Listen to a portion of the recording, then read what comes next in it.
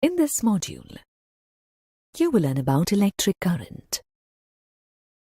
Just as flowing water in a river constitutes a water current, moving charged particles constitute an electric current. During lightning, charges flow from the clouds to the earth. This flow of charges is not steady but momentary. Charges accumulate on the metal body of a car while it is moving.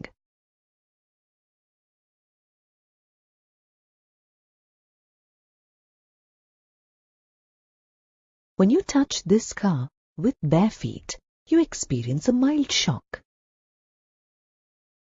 This is because these charges get short-circuited through your body and reach the earth. These are examples of a very short duration or momentary electric current.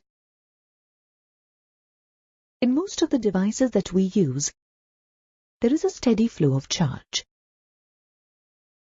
For example, in the working of an electric torch, a steady current passes through the circuit of the torch to make it glow.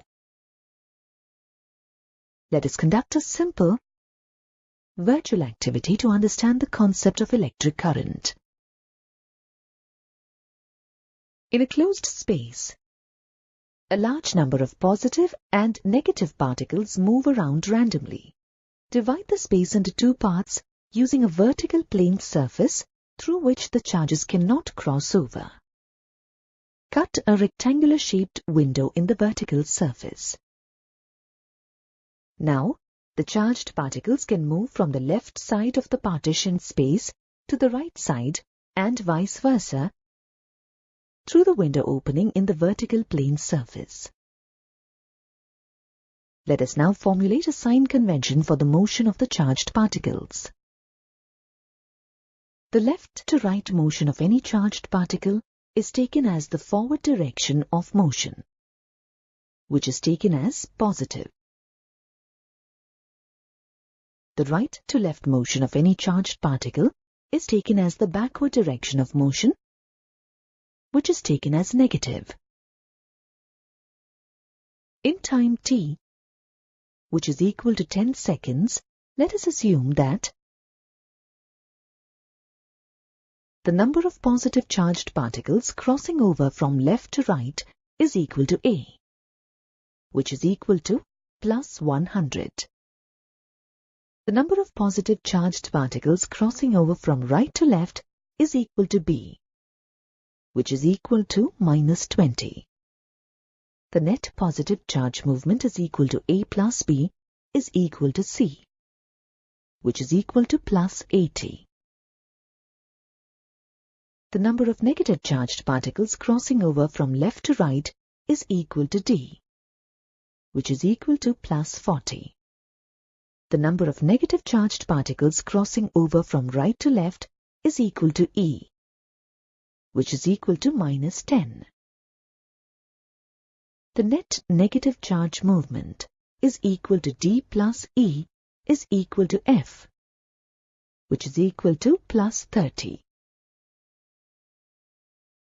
The net charge movement Q is equal to C minus F, which is equal to 50. A steady electric current I is denoted by Q by T. By substituting the values of Q and T, we get the value of I as 5 units. A steady current is positive when it moves in the forward direction, that is, from left to right, and negative when it moves in the backward direction, that is, from right to left. Instantaneous current at any time t is expressed as IT is equal to limit t tending to 0 delta Q by delta t, where IT is the current at time t. Delta Q is the net charge flowing across a cross-section during the time interval delta t. that is, between time t and t plus delta t. The SI unit of current is ampere and is represented by A. In the virtual activity that we just went through, we observed a random motion of the charged particles within an enclosed space. During the random motion, the charged particles not only collide with each other, but also with the wall of the enclosed space. After collision, they get deflected and move again randomly with the same velocity with which they collide.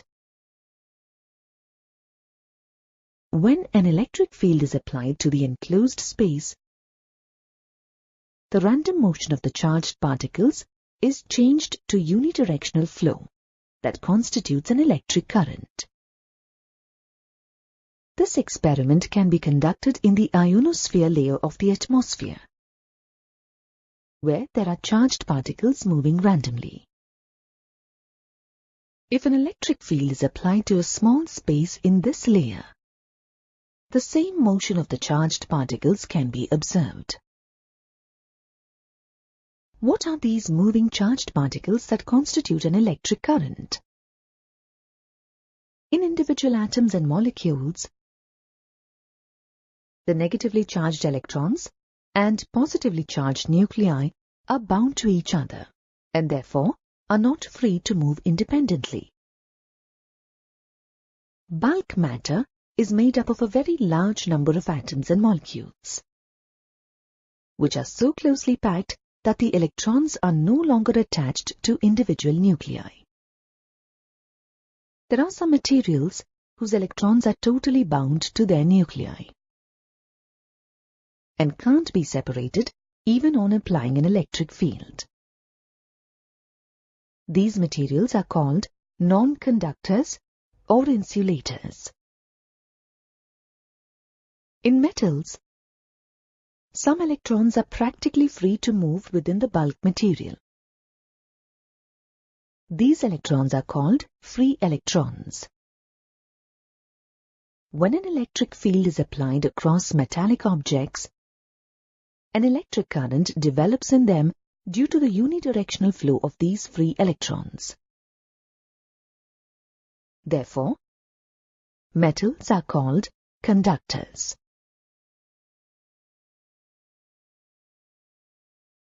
Electrolytic solutions are also categorized as conductors, as both positive and negative charges move when an electric field is applied. In this chapter, we will emphasize on solid metal conductors, where a current is constituted by the movement of negatively charged free electrons in the background of fixed positive ions. Consider a metal object when no electric field is present. Electrons in the object will be moving randomly and colliding with the fixed ions. An electron, after colliding with an ion, gets deflected with the same velocity with which it collides. The direction of velocity of the electron after collision is completely random. There is no preferential direction for the velocities of the electrons. On average, the number of electrons traveling in any particular direction will be equal to the number of electrons traveling in the opposite direction. Therefore, there is no net electric current. Let's apply an electric field to the metal and see what happens to the motion of these electrons. To observe the motion of electrons very clearly, let us use a conductor in the shape of a cylinder of radius r. We take two thin circular discs made of a dielectric material of the same radius r as that of the cylinder. There are q number of positive charges distributed across one of the discs and q number of negative charges distributed across the other disk. These two disks are attached to the two flat surfaces of the cylinder, creating an electric field which is directed from the positively charged disk to the negatively charged disk. The electrons are accelerated and move towards the positive charge. On reaching the positive charge, they neutralize the charges on the disk.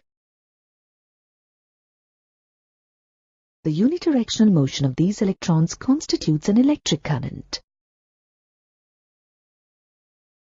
This electric current exists only for a very short time, that is, till the charges are neutralized.